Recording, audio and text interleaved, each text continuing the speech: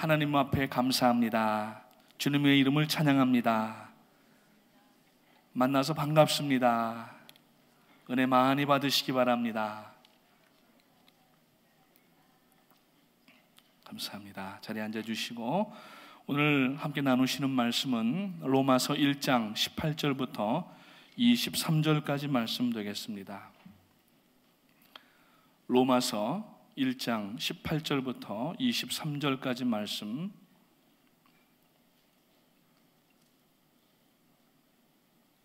우리 교독하시도록 하겠습니다.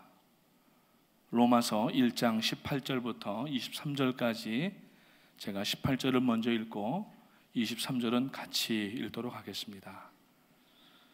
하나님의 진노가 불의로 진리를 막는 사람들의 모든 경건하지 않음과 불의에 대하여 하늘로부터 나타나나니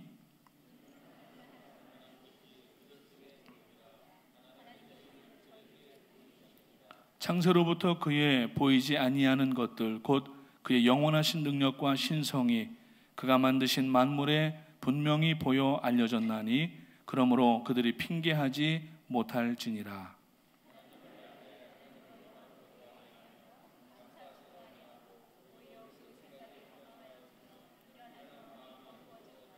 스스로 지혜 있다 하나 어리석게 되어 썩어지지 아니하는 하나님의 영광을 썩어질 사람과 새와 짐승과 기어다니는 동물 모양의 우상으로 바꾸었느니라. 아멘. 또 이렇게 말씀을 전할 수 있도록 기울여 주심을 감사를 드리고 하나님께 영광을 돌립니다. 담임 목사님 이번 주간에 일본으로 들어가셔서 이제 이번 주말에 또 여러 사역들과 다음 주 초에 일본 동경에서 414 윈도우 세미나를 인도하시고 수요일경에 들어오시는 것으로 계획되어 있습니다. 목사님의 여정과 안전과 건강과 또 능력을 위해서 계속해서 기도해 주시기를 바라겠습니다. 오늘 저는 감사절을 준비하는 마음이라고 하는 제목으로 말씀을 나누기 원합니다. 이제 감사절이 다음 주간입니다. 이번 주일은 감사주일, 우리 중고등부 자녀들과 함께 또 예배를 드리면서 하나님 앞에 감사를 드리고 또 다음 목요일에는 11월 넷째 목요일은 미국이 법으로 정한 감사 또 절입니다. 가족들이 모이셔서 하나님께서 1년 동안 여러분들의 가정과 삶과 또 사역과 자녀들과 또 경영하시는 일들 위해 하나님께서 어떻게 복을 주셨는지를 세어보시면서 감사하시기를 주님의 이름으로 축복합니다. 이제 감사절이 며칠 남지 않았어요. 그러니까 이때가 되면은 또 동물들 중에 터키가 도망다니느라고 아마 바쁠 겁니다. 터키를 꼭 잡아야지만 감사절 분위기가 나는데 이 감사절 준비할 때 보면은 많은 분들이 그로서리에서 이만한 통닭은 요만밖에 안 하는데 터키는 굉장히 사이즈가 큽니다. 처음에 미국에 왔는데 89년도 9월 달에 왔습니다. 근데 이제 감사절이 돼서 미국 분들이 터키를 한 마리를 주셨는데 이걸 어떻게 뭘 할 수가 없더라고요. 아주 꽝꽝 얼었는데 이걸 어떻게 잘라야 되고 어떻게 해야 되는지 몰라서 그냥 냉장고에 뒀다가 나중에 미국 분들에게 다시 돌려준 기억이 있는데, 그 다음에 이제 저희 집 사람이 저보다 한 6개월 뒤에 왔었습니다. 일이 있어서. 그래서 이제 그때는 터키를 녹여서 또 이렇게 오븐에다가 넣고 하루 종일 이제 불을 뗀 게 아니죠. 전기를 넣어서 이제 만들어서 먹었던 기억이 있는데, 땡스기빙을 준비하려면 터키도 준비해야 되고 또 멀리서 오래간만에 자녀들 대학 갔다가 오는 자녀들 맛있는 거 만들어 주시려고 또 준비하시고, 또 오래간만에 자녀들이나 또 가족분들 만나게 되시고, 또 어떤 분들은 부모님이나 또 친척분들이 계신 곳으로 가시는 분들도 계십니다. 여행도 준비하시고 또 선물도 준비하시고 터키도 준비하시고 많은 것들을 준비하는 이러한 계절인데, 오늘 우리가 이 감사절 2014년도 감사절을 준비하면서 빠진 것이 있습니다. 그것은 바로 감사절에 감사의 마음이 빠지면 안 됩니다. 우리가 감사절 절기를 지나면서 지난 한 해 동안 하나님께서 우리를 어떻게 인도하시고 어떻게 복 주시고 가정과 자녀들과 경영하시는 일들과 무엇보다도 우리 교회에 지난 1월 달부터 이번 10월 달, 또 이번 담임 목사님 오늘도 일본에 가 계신데 모든 사역 가운데에서 역사하신 하나님을 생각할 때에 하나도 우리가 한 것이 없고 하나님께서 다 예비해 주시고 이루게 하신 줄로 믿습니다. 우리 그 하나님께 영광과 존귀의 박수를 다시 한번 올려드리겠습니다. 미국의 토마스 제퍼슨 대통령이 있었습니다. 3대 대통령이자 미국의 독립선언문을 기초했던 아주 유명한 그러한 대통령입니다. 그런데 놀라운 것은 미국 그 백과사전을 찾아보게 되면은 이 토마스 제퍼슨에 대한 그 기록이 그다지 길게 소개가 되지를 않습니다. 1621년 가을에 이제 청교도들이 맨 처음에 도착했던 땅 그 플레머스인데, 여기서 거리를 오늘 한번 따져 보니까 한 3시간 40분 정도 보스턴의 남동쪽에 해안으로 있는 항구 도시인데, 거기에 이제 처음 도착을 해서 첫 해에는 추위와 또 여러 가지 풍토병과 어려움 때문에 추수를 하지를 못하고 농사를 제대로 경작을 하지 못하고 이듬해부터 농사를 인디언들에게 배우기를 시작해서 농사를 짓고, 그리고 그 다음부터 윌리엄 브래드포드 총독이 죽이 되어서 이제 추수의 풍요를 감사를 하고, 그리고 영국에서 지켜오던 율타이드라고 하는 절기, 즉 구약에서는 초막절로 지켰던 절기인데 그 절기를 기념하면서 3일 동안 축제를 열었다고 합니다. 그리고 자신들이 정착을 할 수 있도록 도와주고, 또 미국의 여기 아메리카의 농사의 그 방법들을 가르쳐 주었던 인디언들을 초대해서 3일 동안 잔치를 하면서 감사했던, 하나님께 감사드리고 그리고 도와주었던 인디언들에게도 감사했던 그 감사절이 이제 유래가 되는 것입니다. 그러고 나서 이제 1789년 조지 워싱턴 대통령이 이를 기념하기 위하여서 감사절을 선언을 했습니다. 그런데 토마스 제퍼슨 대통령이 된 이후에 감사절을 폐지를 시켜버렸습니다.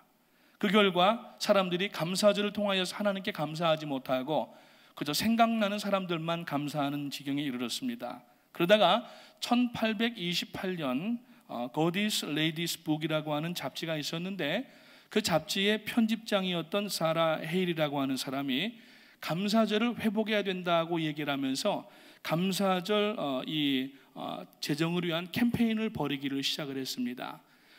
거의 반평생 동안 그 일을 하다가 약 한 35년 뒤에 1863년 링컨 대통령이 다시 의회의 결정을 통하여서 이 감사절을 국경일로 정하고 매년 11월 셋째 주 목요일을 감사절로 선포하고 지금까지 지켜오고 있다고 하는 것입니다.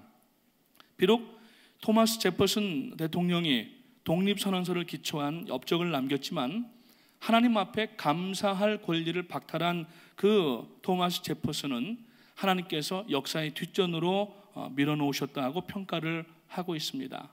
반면에 그 감사를 회복시켰던 링컨 대통령은 미국의 국부로서 아직까지도 모든 미국 사람들에게 추앙받는 그러한 대통령이 되는 것을 볼 수가 있습니다. 이 감사는 성숙한 신앙의 상징입니다.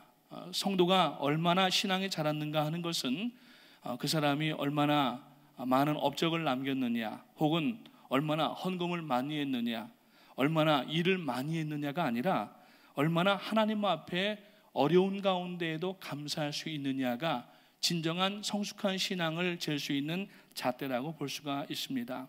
그래서 이 신앙생활의 잣대는 어제의 업적이 아니라 오늘의 감사에 달려있다고 하는 그런 말이 있습니다. 그래서 우리 이 신앙 고백이 믿음의 학교에 입학을 하는 입학 원서라고 하면은 감사는 믿음의 학교를 졸업하는 졸업장이라고 하는 그러한 말도 있는 것입니다.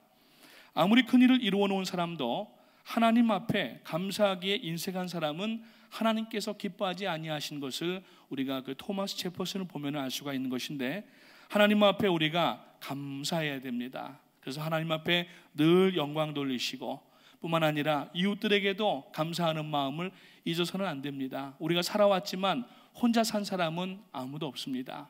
다 우리가 함께 협력하고 돕고 또 도움을 받고 의지하고 함께 기도를 나누면서 여기까지 왔는데 여러분들 서로 인사 한번 하겠습니다. 우리 옆에 분에게 따라서 인사하겠습니다. 지난 한 해 동안도 기도해 주셔서 감사합니다. 지난 한 해 동안도 위로해 주셔서 감사합니다. 예, 우리 서로가 이 위로와 격려와 서로가 이 위하는 마음을 가지고 한 해 동안도 그 일들을 감당하면서 여기까지 왔다고 하는 겁니다. 사람이 왜 감사를 잊어버립니까? 감사를 잊어버리는 중요한 이 이유들이 있습니다. 한국 속담에 보면은 사람이 은혜는 강물에 새기고 원수는 돌에다 새긴다라고 하는 말이 있고, 뿐만 아니라 물에 빠져든 사람 건져주었더니 보따리 내놓으라 한다, 이런 말도 있어요. 요새는요, 이 물에 빠진 사람 빠지게 내버려 둬야지 괜히 건져주었다가 고소당한답니다. 보따리 내놓으라는 정도가 아니라 이건 지나가는 얘기지만은 건져줘야 되지만은 사람들이 감사를 잊어버리는 거예요. 오늘날 많은 사람들이 감사를 잊어버림으로 말미암아서 가정이나 또 교회가 본질적인 그 내용들을 잃어버리게 되고 하나님 앞에 나가지를 못하고 있다고 하는 겁니다. 그러면 왜 감사하지 못하는가? 첫 번째는 비교하기 때문에 그렇습니다. 남과 자꾸 우리가 비교를 하기 때문에. 옛날에 질투는 나의 힘 이런 영화가 있었던가요? 뭐가 있었잖아요. 그러니까 질투는 힘이 아닙니다. 질투는 한 사람을 완전히 넘어지게 만드는 그러한 이 걸림돌이 되는 것입니다. 여러분들이 아마 영화 아마데우스라고 하는 영화를 혹시 보셨는지 모르겠습니다. 1984년도에 나왔던 영화인데 아주 이 의상이 얼마나 화려한지 그 아카데미상 의상상을 수상하고 베스트 픽처상을 수상하였던 그러한 영화였는데, 그 영화가 어느 날 밤 수용소에서 자살하다가 실패한 한 노인이 신부에게 찾아와서 자기의 죄를 고백하는 장면으로 시작되는 영화가 바로 그 아마데우스라고 하는 영화입니다. 그 아마데우스는 바로 볼프강 아마데우스 모차르트를 이야기하는 것인데, 그 노인이 누구였냐면은 오스트리아의 요세프 2세 왕의 궁정 음악장으로 있었던 그런 사람이었습니다. 왕의 궁정 음악장 정도가 되면은 상당한 음악 실력이 있는 사람이었습니다.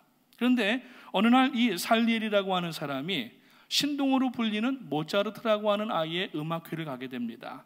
거기에서 그 아이의 천재성을 보고서 감탄을 하면서 이 사람이 하나님 앞에 감사하는 것이 아니라 어째 저 아이에게는 저런 신천재성을 주었는데 나는 이렇게 노력을 해서 가까스로 여기까지 오긴 했지만은 나에게는 왜 그런 이 천재성이 없는가 하면서 불평을 하기 시작합니다. 그러면서 나중에는 보니까 이 모차르트는 참 이렇게 약간 방탕한 그러한 삶을 사는데도 불구하고 음악에 있어서는 오히려 자기보다 더 뛰어난 그러한 천재성을 나타내니까 나중에는 하나님 앞에 불평하고 원망을 하면서, 하나님, 왜 제게는 욕망은 주셨지만 재능은 주지 않으셨습니까? 왜 성실한 나를 두고 오만 방탕하게 사는 모차르트에게만 천재성을 부여하셨습니까? 라고 하면서 결국 하나님마저 원망하게 되고 맙니다. 그러면서 그가 질투의 화신이 되고, 그리고 그로 인하여서 이 음악적 재능은 점점점 쇠퇴하고 결국 나중에는 미치광이가 되는 그러한 모습을 그 볼프강 아마데우스 모차르트라고 하는 영화에서 볼 수가 있는데, 결국은 그렇게 하면서 모차르트로 하여금 그 아버지를 죽이게 하고, 그 나중에는 그 죄의식 때문에 수십 년 후에 결국에는 자살을 하려고 하다가 이제 신부 앞에 서는 그 모습이 바로 이 아마데우스라고 하는 영화입니다. 사람들이 극단적인 그 비교 의식에 빠지게 되면은 자기에게 있는 좋은 것들을 잃어버리게 됩니다. 자기가 얼마나 복을 받았고 얼마나 소중한 사람인가 하는 것을 잊어버리게 됩니다. 오늘 이 감사의 계절에 우리가 하나님 앞에 감사를 회복하는 첫 번째 중요한 방법은 내가 하나님 앞에 얼마나 소중한 존재인가 하는 것을 알아야 된다고 하는 겁니다. 다른 사람들과 비교하지 마십시오. 나는 납니다. 하나님께서 나를 얼마나 독특하게 만드셨고 나를 얼마나 지금 사랑하고 계시고, 더군다나 독생자 예수 그리스도를 이 땅에 보내셔서 십자가에 못 박아 죽게 하심으로 말미암아 구원하신 내가 얼마나 소중한 존재인가 하는 것을 알아야 되는 겁니다. 그렇지 아니하면은 결국 자기의 긍정성과 가능성을 다 잊어버리게 되고, 극단적 비교에 빠진 사람은 사리 판단이 흐려집니다. 그래서 그 질투라고 하는 것 때문에 정상적으로 생각하지 못하고 나중에는 정신병이 들리든지 우울증이 걸리든지 신경쇠약이 걸리게 됩니다. 그게 극단적 비교의식에서 나오는 그러한 일들이라고 하는 겁니다. 뿐만 아니라 그런 사람이 한두 사람이라도 가정이나 혹은 교회나 어떤 공동체에 있다고 하면은 그 공동체는 깨지거나 아픔을 상당히 당할 수밖에 없다고 하는 것입니다. 비교는 그냥 단순하게 걸림돌이 아닙니다. 비교의식을 잘못하게 되면은 하나님을 원망하게 됩니다. 아까 말씀드렸던 그 살리엘이라고 하는 궁정음악장이 그 모차르트 때문에 나중에는 하나님을 원망하게 되는 거예요. 하나님 앞에 찬송하고 영광을 돌리던 사람이 비교의식 가운데 빠지니까 결국에는 눈이 가려지게 되고 사리 판단이 흐려지게 되고 사람을 죽이는 그 일을 뒤에서 그 교사하게 되고 결국에는 마음속에 지워지지 아니하는 그 죄책감 때문에 남은 평생을 살아가다가 자살을 시도하는 그러한 일을 볼 수가 있다고 하는 것입니다. 두 번째로 우리가 왜 감사하지 못하는가? 감사의 조건을 따지기 때문에 그렇습니다. 사람이 조건을 따지면은 감사할 수가 없습니다. 비교하는 데다가 조건까지 따지게 되면은 이것은 완전히 덮친 격이 되기 때문에 사람이 자기의 앞길에 하나님께서 주신 그 축복된 일들을 보지 못하는 가운데 결국은 감사하지 못하고 조건만 따지다가 무너지게 되는 것입니다. 사람에게는 세 가지 일기예보형 사람이 있다고 합니다. 자, 첫 번째는 하루 종일 번개를 동반한 비가 오는 사람이 있어요. 이 사람은 계속하여서 시시때때로 불평하는 사람이에요. 그러니까 전천후 감사의 사람이 아니라 전천후 불평의 사람이에요. 그 사람들이 부르는 노래가 있습니다. 당신은 불평하기 위해 태어난 사람, 당신의 불평으로 인해서 이렇게 얘기를 할 수가 있는데 얼마나 불평하는지 하루 종일 번개치고 번개 소나기 오고 비 오는 하루 종일 그날 흐린 사람이 있습니다. 여름이면 여름이라고 불평하고 또 봄이면 봄이라고 꽃가루 날린다고 불평하고 가을이면은 또 나가 보면서 불평하고 외롭다고 불평하고 겨울이면 또 눈 온다고 불평하고 지금 벌써 업스테이트에는 한 2m 눈이 왔답니다. 하나님께서 이 뉴욕에서 하시는 분들 맨 이쪽에 우리 어딥니까? 이 롱아일랜드 쪽에 사시는 분들은 사랑하셨는지 이번엔 눈을 안 주셨는데 저 위에는 눈이 너무 많이 와서 사람도 다치고 사고도 많이 나고 피해가 지금 크다고 합니다. 겨울이면 춥다고 불평하고 그러니까 여러분 감사는 한 발짝만 빨리 가면은 감사할 수가 있는 겁니다. 추운 겨울에는 봄을 생각하면 되는 것이고 봄에는 여름을 생각하면 되는 것이고 여름에 뜨거울 때 땀이 많이 흘릴 때 불평할 것이 아니라 가을이나 겨울을 생각할 수가 있고 가을에는 또 겨울을 생각하고 이러면서 우리가 한 발짝만 앞을 내다보면은 불평의 조건이 감사의 조건으로 바뀔 수가 있다는 이야기입니다. 감사하지 못하는 불평하는 사람의 특징들은 뭐냐면은 멀리를 보지 못한다는 이야기입니다. 그래서 우리가 하나님 앞에 불평할 때도 불평을 해야 하는 때도 있지만 불평을 참아야 되고 또 어떨 때는 우리가 억지로라도 감사를 해야 되는 그러한 때가 있다고 하는 것입니다. 그냥 불평 나올 때마다 다 불평하고 원망 나올 때마다 다 원망한다고 하면은 이 세상에 여러분 아름다운 그러한 하나님의 능력이 나타날 수가 없다고 하는 것입니다. 우리가 감사할 일과 불평할 일을 구분하기 시작한다고 하면은 우리에게는 항상 불평할 일이 더 많이 나타난다는 사실을 아시고 조건 보고 따지지 마시고 그저 하나님 앞에 감사하는 여러분 되시기를 주님의 이름으로 축복을 드립니다. 오늘 이 본문 말씀 가운데 보니까 이 본문에서 그렇게 얘기합니다. 하나님을 알되 하나님으로 영화롭게도 아니하며 감사치도 아니하고 오히려 그 생각이 허망하여지며 미련한 마음에 어두워졌나니 스스로 지혜 있다 하나 우준하게 되어 썩어지지 아니하는 하나님의 영광을 썩어질 사람과 금수와 버러지 형상의 우상으로 바꾸었다고 말씀합니다. 이것은 대단히 무서운 말씀입니다. 하나님을 알되 하나님으로 영화롭게도 아니하며 감사하지도 아니하고라고 하는 이 말의 뜻이 무엇입니까? 이것은 세상 사람들이 하나님을 알지 못해서 감사하지 못하는 것이 아니라 하나님 앞에 감사할 수 없다는 것은 단지 핑계에 불과하다고 하는 것을 이야기를 하고 있습니다. 왜 그렇습니까? 그 앞에 19절의 말씀에 보니까 이는 하나님을 알만한 것이 저희 속에 보임이라고 말씀하고 있어요. 하나님께서는 우리로 하여금 이 양심이라고 하는 거울을 통하여서 바울 사도가 말한 것처럼 이 아덴 사람들에게 말하고 떠난 이야기가 있지 않습니까? 아덴 사람들아, 너에게는 종교성이 많도다라고 하면서 툴툴거리고 떠났습니다. 그건 뭐냐면은 하나님을 알 수 있는 그러한 양심이라고 하는 것이 있는데, 하나님 보는 것을 거부하고, 즉 다시 말하면은 감사할 수 있는 것도 감사하지 않는 그러한 의도적인 마음이 타락한 인생의 본성 가운데 있다고 하는 것입니다. 여러분, 오늘 우리가 하나님 앞에 감사로 회복되어야 되겠습니다. 그리스도인은 결과를 보고 감사하는 사람이 아닙니다. 믿음이라고 하는 것은 우리가 아직 가보지 아니한 천국이 있는 것을 확신하고, 하나님이 살아계심을 확신하고 믿음으로 그곳으로 나가는 것처럼, 우리가 지금 상황도 당장 눈에 보이는 불평과 어려움 한 그 상황만 보는 것이 아니라 그 어려운 상황 뒤에 있는, 여러분, 그것을 바라볼 때에 비로소 감사할 수가 있다고 하는 것입니다.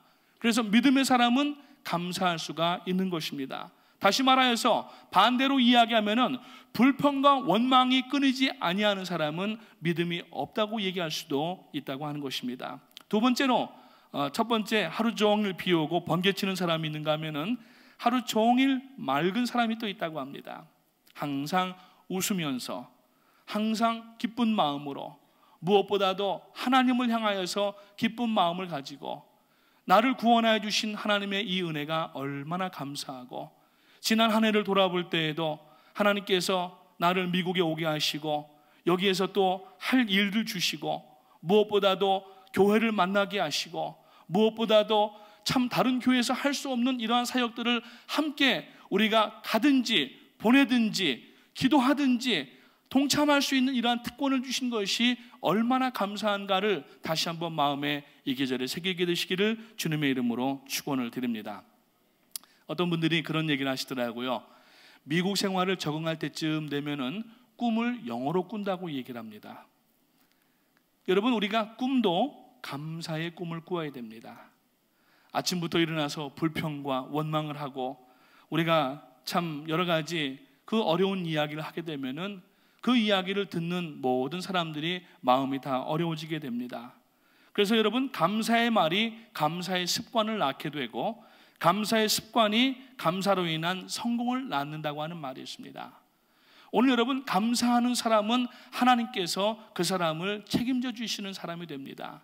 그래서 우리는 하나님 앞에 조건에 따라서 조석으로 조삼모사하는 사람이 아니라 늘 시종일관하면서 감사하는 신앙생활을 할 때에 하나님께서 그 사람을 책임져 주시고, 그 사람이 안 될 일도 되게 하시고, 오늘 여러분 하나님께서 붙들어 주시는 그러한 사람이 되는 줄로 믿으시기를 주님의 이름으로 축복합니다.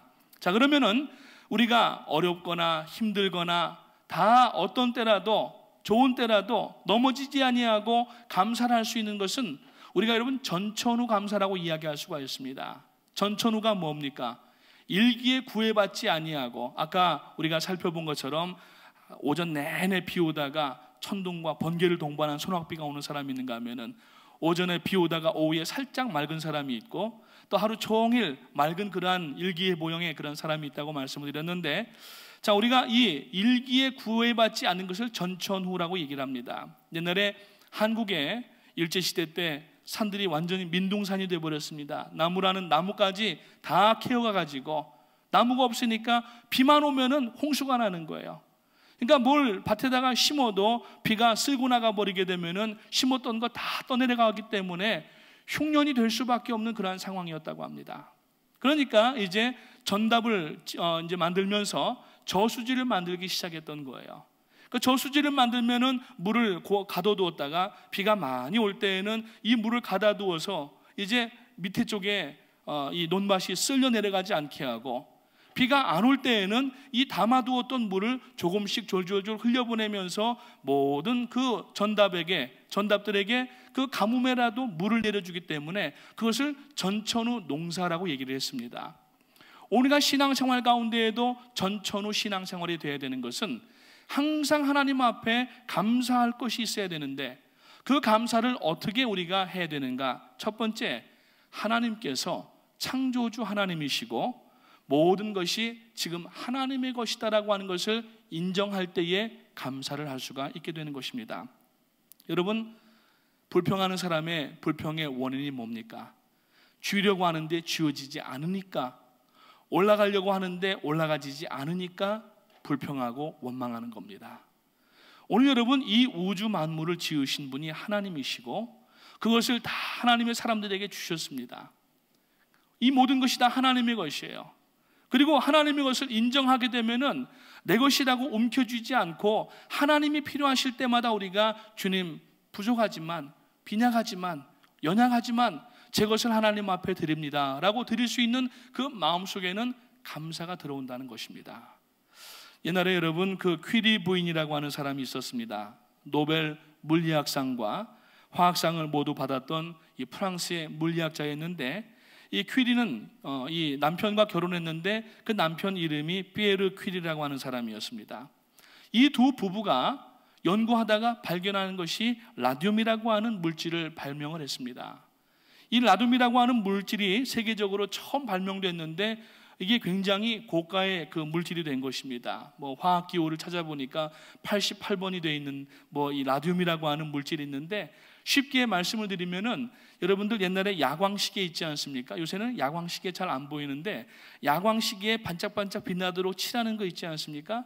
그런 물질이 이제 라듐이라고 하는 것입니다. 그래서 그 라듐이라고 하는 물질이 발명됐을 때에는 그게 이제 건강을 도모한다고 그래서 그걸로 어떤 목욕을 하기도 하고 이랬다고 하는데, 나중에 계속 보니까 발암 물질이 그 안에 있다고 그래서 지금은 그렇게 많이 쓰이지 않는데, 그 당시에 처음 만들었을 때 당시에 그 천연 라듐 가격이 1g에 15만 불이었다고 합니다.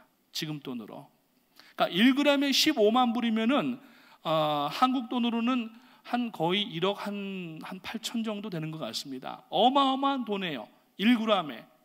그러니까 몇 g만 팔아도 그냥 평생 먹을 수가 있고, 자기만 그 비밀을 가지고 있어도 자기 자손 수십 대까지도 아주 그냥 잘 살 수 있는 것이지만은, 이 퀴리 부인 부부가, 그 피에르 퀴리와 퀴리 부인 이 부부가 하나님께서 우리에게 이 물질을 발명하게 하시고 인류 사회에 기증할 수 있도록 발견하게 하셨는데, 이거를 우리들의 것으로 착각을 하고 만약에 가지고 있다고 하면은 분명히 나중에 자녀들은 재산 싸움이 나게 될 것이고 우리도 아마 제대로 못 죽을 것이다 라고 하는 그런 대화를 나누었다고 그래요. 그래서 그것을 사회에다가 그냥 환원을 시켜버렸습니다. 자기 것이 아니라는 것입니다. 오늘날 많은 사람들은 뭔가 돈을 벌 수 있는 조그만 그러한 비밀을 알게 되면은 그것을 남들에게 안 가르쳐 주려고 그래요. 제가 올랜도에 있을 때 올랜도에 장로님이 계셨는데, 그 장로님이 치킨 가게를 하십니다. 그 치킨 가게에 치킨이 얼마나 맛있는지 몰라요. 지금도 생각하면 막 여기에서 침이 올라오는데, 그 치킨을 만드는 이 소스가 있는데 그 소스를 만드는 비밀이 있어요. 그 비밀을 권사님도 안 가르쳐 주는 거예요. 아리와 아들이 와도 안 가르쳐 주시는 거예요.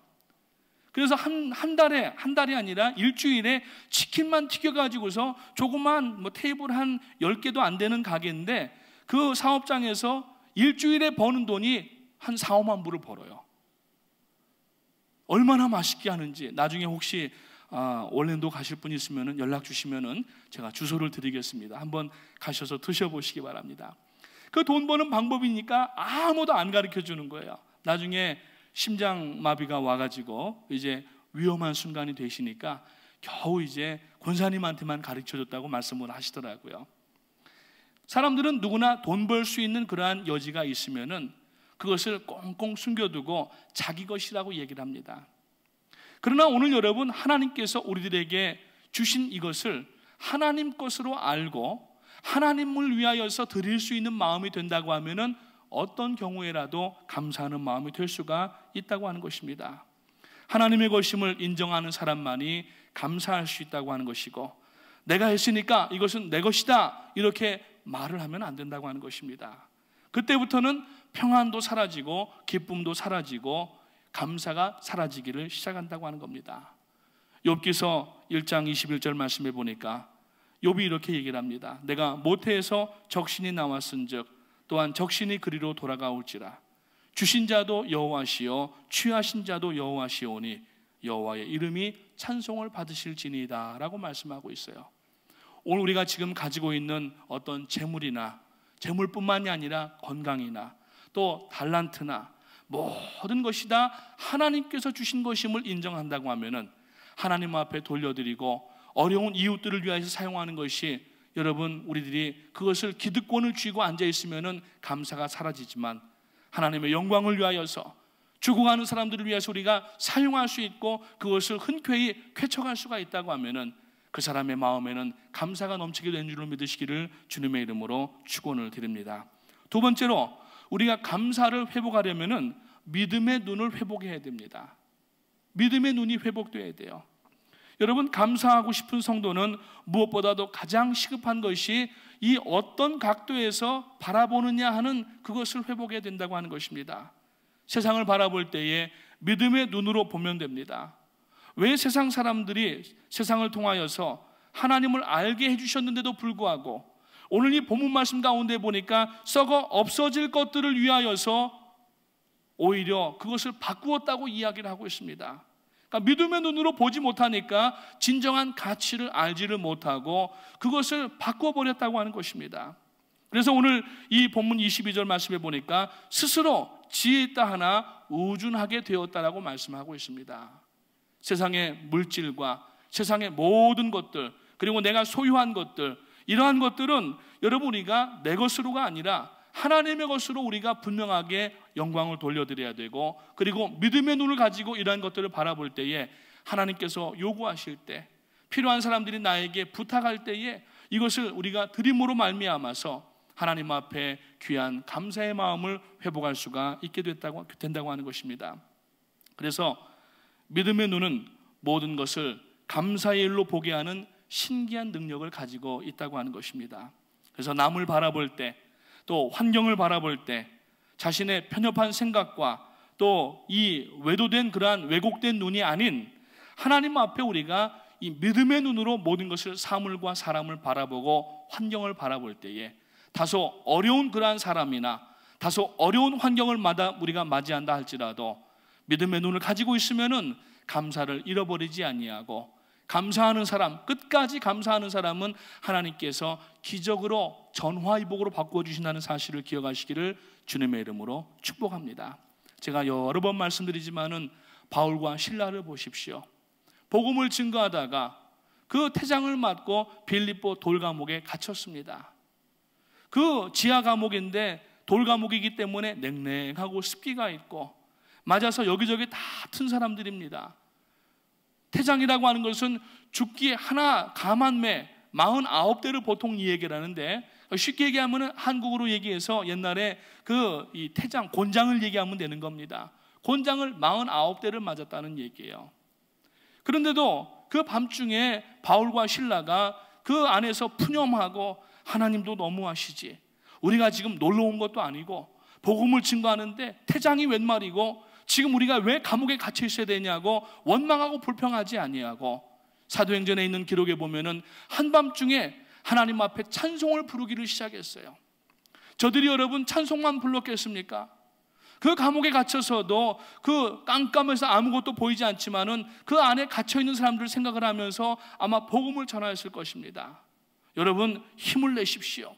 여기서 나가시게 되면은 여러분 하나님 앞에 나가시고 세상의 모든 것들을 내려놓으시고 하나님 앞에 영광 돌리시고 예수 그리스도로 인하여서 구원을 받으시기 바랍니다. 그러면서 아마 찬송을 불렀을 것입니다. 그 찬송을 부르는 순간에 갑자기 옥토가 흔들리는 지진이 일어났다고 성경은 기록하고 있는데, 중요한 사실은 그 지진이 일어날 때에 이 바울과 실라를 묶고 있던 작고도 풀어졌다고 얘기를 하고 있습니다. 지진이 일어났으면은 지진 때문에 옥토가 흔들려서 옥문이 터진다고 하는 것은 이해가 되지만은 저들을 지금 묶고 있었던 그 작고가 풀어졌고, 뿐만 아니라 저들을 밖에서 지키고 있었던 간수, 나를 가두고 옥에 지금 집어넣었던 그 사람들이, 죄수들이 다 도망간 줄 알고 자결하려고 할 때에 이 바울과 실라, 바울이 여러분이요, 여러분 그러지 마시라고 그러면서 주 예수를 믿으라, 그리하면 너와 내 집이 구원 얻으리라고 하는 그 말씀에 방금 전까지 자기들을 가두고 옥에다가 가두고서 그 지키던 간수들이 여러분 예수를 믿고 형제가 되고 동역자가 되었다는 사실입니다. 어려운 가운데 감사하게 되면은 하나님은 감사하는 사람을 버리지 아니하십니다. 그래서 여러분, 사단이 제일 무서워하는 사람이 무슨 능력을 발휘하고 무슨 여러 가지 예언을 하고 이런 사람을 무서워하는 게 아니라, 사단이 무서워하는 사람은 여러분 고난 중에도 하나님을 떠나지 아니하고 감사하는 사람을 무서워하는 사람인 줄로 믿으시기 사단인 줄로 아시기를 주님의 이름으로 축원을 드립니다. 그래서 우리가 여러분 믿음의 시각을 가지고 믿음으로 바라봐야 된다는 얘기예요.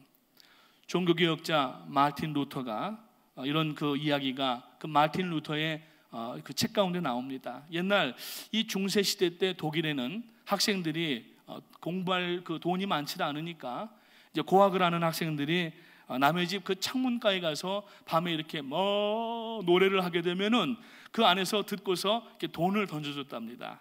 그렇게 해서 돈을 벌어 가지고서 학비를 내고 또 필요한 것도 쓰고 그랬다는 거예요. 그러니까 다른 사람들도 하니까 이 마틴 루터도 가가지고서 한참 막 하면서 노래를 부르는데 한참 지나다가 창문이 확 열리는데 등치가 이만한 우락부락한 사람이 딱 이렇게 쳐다보더라는 거예요. 이 마틴 루터가 마음이 움찔해가지고 아이고 내가 목소리가 안 좋다가 보니까 저 사람 귀를 거슬렸나 보다. 그러니까 이거 보고 있는데 막 뛰어내려오더라는 거예요. 그래서 막 열심히 도망갔어요. 마틴 루터가 열심히 도망가는데 잘 뛰지를 못하니까 이 건장한 사내에게 딱 덜미를 붙잡혔어요. 그래가지고 아유 내가 잘못했다고, 주무시는 데가 잠을 깨운 것 같다고, 용서해달라고 이랬는데 이 사내가 주머니에서 주섬주섬 하더니 돈 뭉치를 턱 주고서 가더라는 거예요. 깜짝 놀랐다는 겁니다. 이 마틴 루터는 자기를 때리려고 창문을 열고 쳐다보다가 뛰어내려온 사람으로 알았던 거예요. 여러분, 두려움의 안경을 끼고 세상을 보면은 세상 만사가 다 걱정과 염려거리로 가득 차 있는 것으로 보이고, 믿음이라고 하는 안경으로 끼게 되면은 모든 것이 감사할 것이고 하나님의 영광이 그 안에 담겨져 있는 줄로 믿으시기를 주님의 이름으로 축원합니다. 지금 여러분들이 두려워하는 것이 무엇입니까? 마치 마틴 루터가 오해해서 자기가 노래 부르다가 매 맞을 것 같아서 도망가는 그 상황처럼 오늘 지금 두려워서 감사하지 못하고 불평하고 그러한 상황 가운데 혹시 우리가 있지 아니하는 것을 생각을 해봐야 됩니다. 그래서 이번 감사주일을 맞이하면서, 그리고 다음 주간에 목요일 감사절을 맞이하면서 이 잃어버린 감사를 회복해야 되지, 그렇지 아니하면은 여러분 오늘 감사절을 지나는 의미가 우리에게 없다고 하는 것입니다.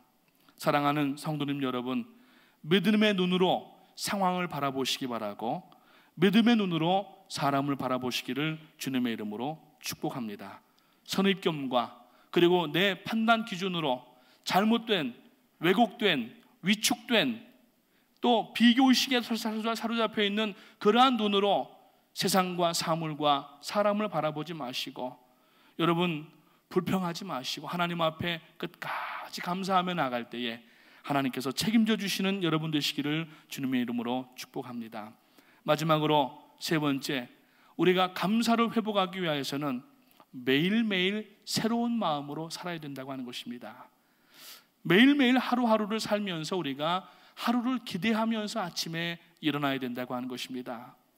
왜 우리가 매일의 삶 속에서 감사하지 못합니까? 그것은 어제의 고난이 내일도 그대로 이어지리라고 하는 타성에 젖은 고정관념이 있기 때문이라는 겁니다. 성도는 고정관념 속에, 특히 이 불평과 원망과 죄를 짓는 고정관념 속에 그 다음날을 맞이하면 안 되는 것입니다.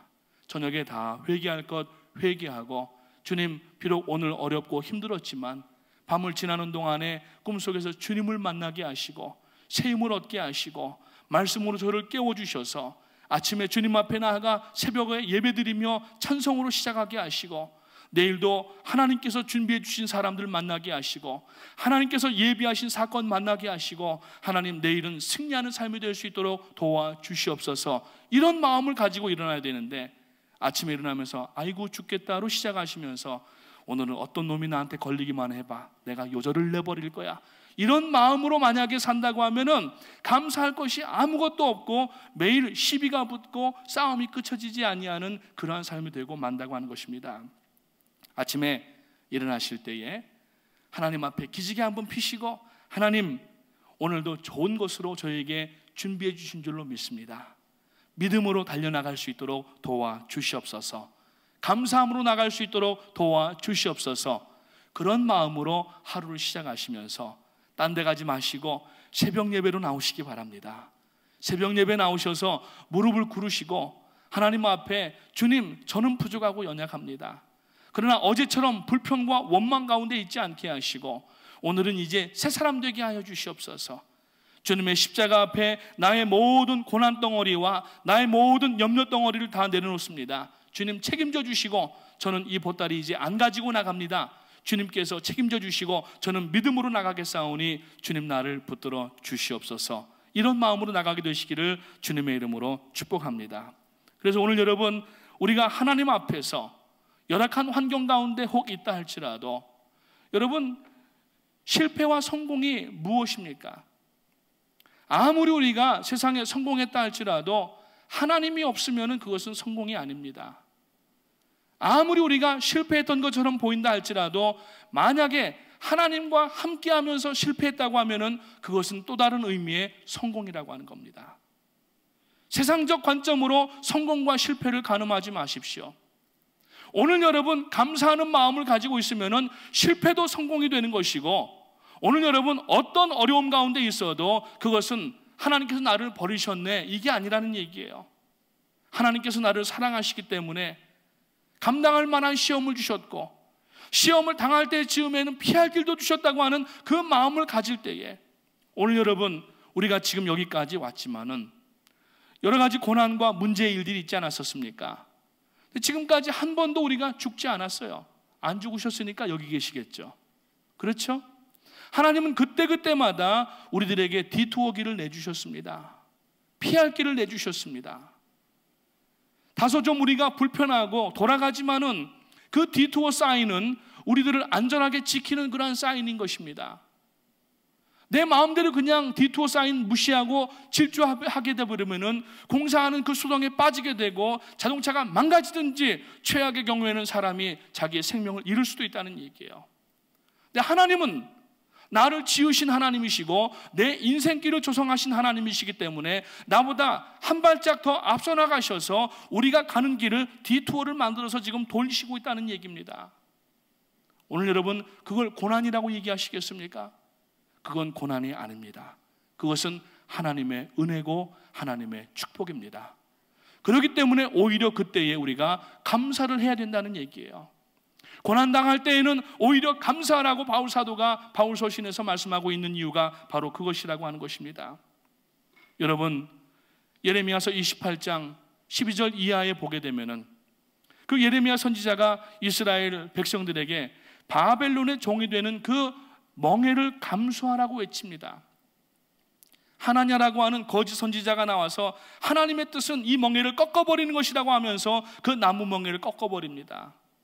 하나님이 하신 말씀이 아니었음에도 불구하고 결국에는 얼마 안 있다가 그 하냐나는 하나님께 죽임을 당합니다.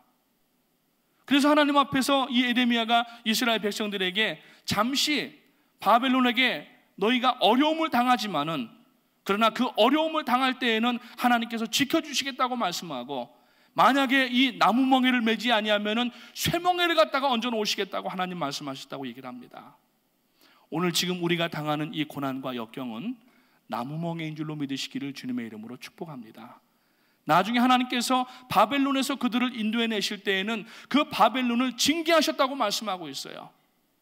비록 이스라엘의 죄와 하나님 앞에서의 반역 때문에 그 기간 동안에 바벨론의 종노릇은 하였지만은 포로로 잡혀갔지만은 그러나 그것이 하나님의 뜻과 하나님의 목적이 아니었다고 하는 사실입니다. 오늘 우리가 지금 당하는 이 고난과 역경 가운데에서 이 감사절을 통하여서 다시 한번 우리가 하나님 앞에 억지로라도 감사하시기를 주님의 이름으로 축원합니다. 감사하십시오. 하나님이 우리를 여기까지 어떻게 인도하셨습니까? 하나님이 우리를 여기까지 어떻게 인도하셨어요? 죽을 것 같았지만은 우리는 죽지 아니했고 여기까지 왔습니다. 지나온 날들을 한번 돌아보십시오. 하나님 한 번도 우리를 실망시키신 적이 없었습니다. 오히려 그때마다 구원의 손길을 내려주셨고, 또 하나님의 사람들을 만나게 하셨고, 하나님의 은혜의 말씀을 듣게 하심으로 말미암아 낙심하고 좌절하지 않게 하시고 수렁에서 우리를 건져내주신 하나님이시라고 하는 겁니다. 사랑하는 성도님 여러분, 오늘 이 저녁에 여러분들에게 부탁드립니다. 고난과 역경 없는 사람이 아마 지금 아무도 안 계실 거예요. 각자 나름대로의 고난의 그 의미가 있습니다. 그러나 이 시간에 감사하시고, 여러분 한번 뒤를 돌아보십시오. 감사는 뒤를 돌아볼 때에만 감사할 수가 있다고 합니다. 우리가 이민 생활에 얼마나 바빠서 뛰어왔습니까? 어려운 지금 경기 가운데에 어떤 분들은 투잡도 하시고 뚜리잡도 하시고 새벽부터 예배 마치고 나가셔서 하루 종일 일하시다가 저녁 밤 늦게 들어와서 그저 그냥 저녁 밥 한 술 드시고 그냥 손발만 씻고 주무시던 분들이 얼마나 많습니까? 그러나 여러분, 그것이 하나님의 뜻이 아니라는 얘기입니다. 그 순간마다, 그 역경마다 하나님은 우리를 불꽃 같은 눈동자로 지켜보고 계셨고, 우리가 넘어질 때마다, 쓰러질 때마다 우리를 붙잡아서 여기까지 인도하셨는데, 여러분 이번 감사절 기간 동안에 하나님의 말씀으로 돌아가시기 바랍니다. 말씀으로 돌아가서 말씀을 깊이 묵상할 때에 우리가 지나온 날들을 돌아볼 수가 있게 되고, 지나온 날들을 돌아보면서 우리가 회상할 때에 하나님께서 어떤 포인트에서 나를 건져주셨는지를 기억할 수가 있게 되면은, 그때 비로소 우리는 하나님 앞에 감사할 수 있는 감사의 회복이 일어나는 줄로 믿으시기를 주님의 이름으로 축복합니다. 이번 여러분 감사절 주간에 분주하게 다니지 마시고 하나님 앞에 이번 주일 예배 드리시고, 휴가 받으신 분들 또 가족들이 모일 때에 한번 곰곰이 지나온 날들을 생각해 보시면서 하나님이 우리를 얼마나 지켜주셨고 복 주셨고 역사하시고 인도하시고, 지금 내가 당하는 이 고난은 여러분 제일 약한 고난 중에 감당할 수 있는 한 가지밖에 안 된다는 사실입니다. 하나님은 물론 때로 우리가 느낄 때 다른 의미로 느낄 때가 있지만은 고난을 주실 때는 한 가지만 주시는 거야. 한 가지 해결하고 나면은 또 고난이 온다 할지라도 여러분 감당할 만한 시험을 받을 것밖에 우리가 없다고 하는 것입니다. 오늘 이 저녁에 하나님 앞에 여러분 감사를 회복하셔서 이번 감사절 예배 드릴 때에 그때 여러분 이미 늦었습니다. 오늘부터 감사를 회복하시고, 주일날에는 여러분 시편 기자가 말씀하는 것처럼 하나님 앞에 춤추며 나오면서 하나님을 영광 돌리면서 지난 한 해 동안에도 하나님이여 저와 우리 가정과 자녀들과 생업뿐만 아니라 우리 교회를 여기까지 인도하시고 이 어려운 가운데에도 그 역사들을 감당하는 교회가 되게 하시고 하나님 인도하시니 감사합니다. 그렇게 하나님 앞에 고백하며 나갈 때에 2015년도에도 하나님께서 우리를 버리지 아니하시고 붙들어 주시고 인도하실 줄로 믿으시기를 주님의 이름으로 축원합니다.